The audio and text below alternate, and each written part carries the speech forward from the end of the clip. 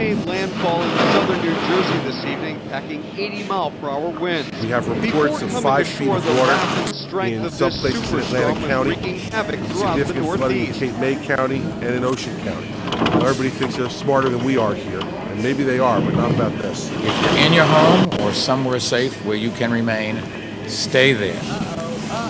Oh my God! Our tree! We have a major conflagration going. The Torah commands us in biblical days to create, to build cities of refuge.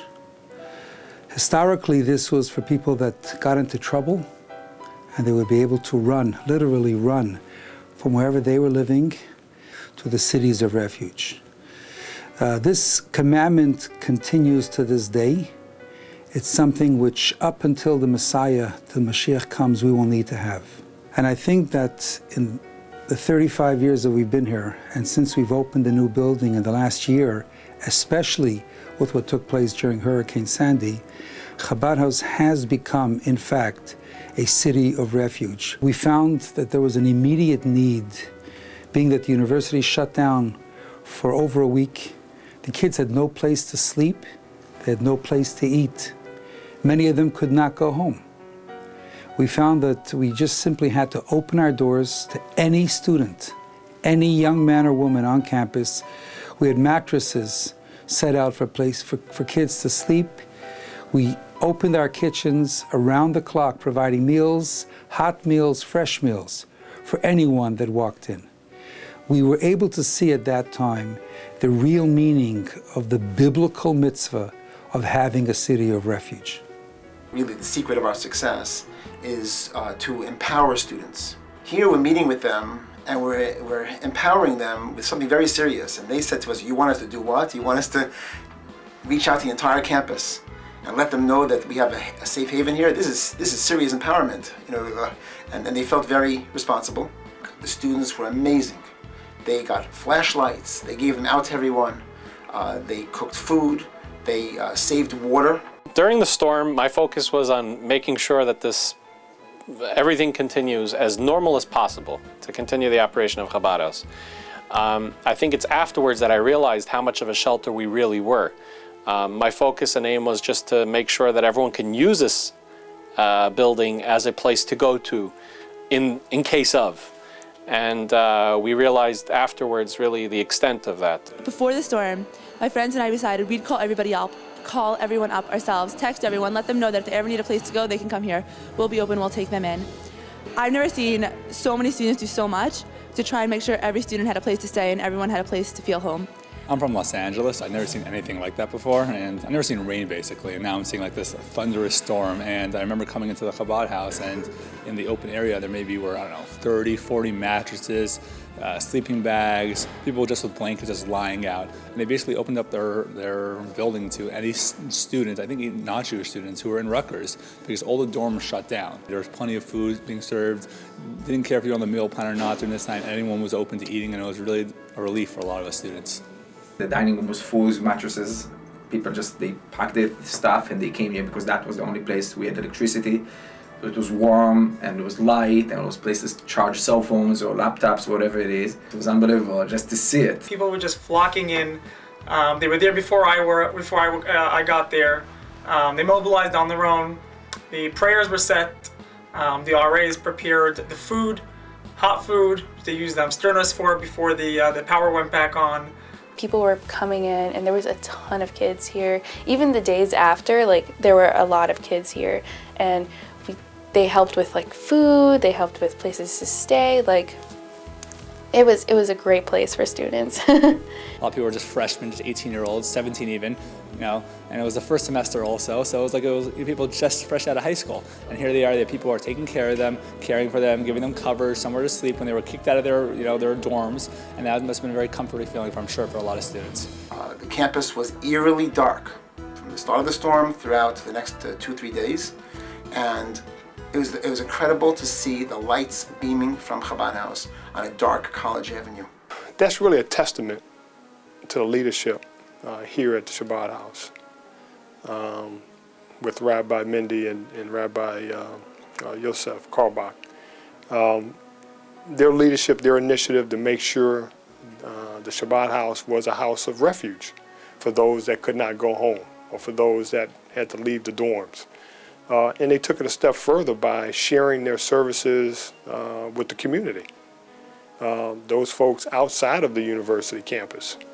So for me, that struck me as true leadership, true charity, true community support. And it was good to see this facility being used in that manner. The Chabad House is an important partner in our community outreach efforts. It's on a college campus, the State University of New Jersey. By all accounts, it's the center of Jewish life here on campus. So it was important for us to meet, collaborate, plan, and extend our partnership with the Chabad House. I have had the great fortune of working with the Chabad House ever since I was in the legislature, and I represented South Brunswick. And when I met Rabbi Karlbach, was one of the nights that we lit the menorah in South Brunswick. You know, the Chabad House is very, very special, and it brings people together throughout Rutgers University, but also the community, and gives back to the community. Think about this. You're a kid, you're a freshman at Rutgers, and you walk in. Look at what you find. Look at the support that you find. The support religiously, the support socially, the fact that all of a sudden you're introduced to a community that lifts each other up. We're all blessed to have that in our community. And we would not be doing that if it wasn't for the passion of the people who started this place. We are so lucky as a community, all of us, to have this right here in the middle of New Jersey, right here in the middle of our state's university. It's the envy of universities and colleges across the country. And it's right here. Many times there are parents of little children, family members of those that are hospitalized, that need a place to rest. They need a place to sleep for a couple of hours, or sometimes for a couple of days or weeks. They need a place to find a good, hot, kosher meal. They need a place to refresh themselves, shower. Anyone that has ever had a child in a hospital understands that they need somewhere to go, even if it's for an hour or for longer, to simply be themselves. Thank God, one of the purposes of our building now has become to be that place for either the parents or the family members. I thought that I knew every institution in this town. I did not know that there was this wonderful hospital just a minute or two away from our building. And on a personal level, when my family needed the services of this hospital, we found an unbelievably dedicated staff from the very top on down that helped us tremendously over this very trying period. They were there for us. They were the cheerleaders, the biggest cheerleaders for a little boy. And on a personal level, we saw what this hospital can do, and we saw the potential of a unique partnership of simply helping people in need. We're just now dedicating a new room, a Bikur Cholim lounge, complete bedroom, bathroom, shower. An entire facility being dedicated by the Children's Specialized Hospital for this purpose. We are thrilled and proud to have this partnership. I'm Amy Mansu. I'm the president and CEO of Children's Specialized Hospital. We are the nation's largest pediatric rehabilitation hospital, which means that children come to us when they've suffered a traumatic brain injury, spinal cord injury, or have been born with a disability or born premature.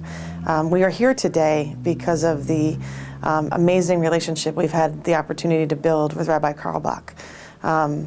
Rabbi Karlbach and his family came to us in need when his grandson was born with a very difficult life challenge, and then after many surgeries, They needed a place for him to come and do his rehabilitation, and he was sent to us, and I think that sent is the right word.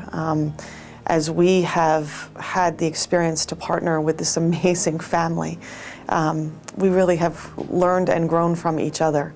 Part of our responsibility is to provide tremendous clinical care, but it's also to provide that hope and support of families, much like the Chabad does for children as they come here.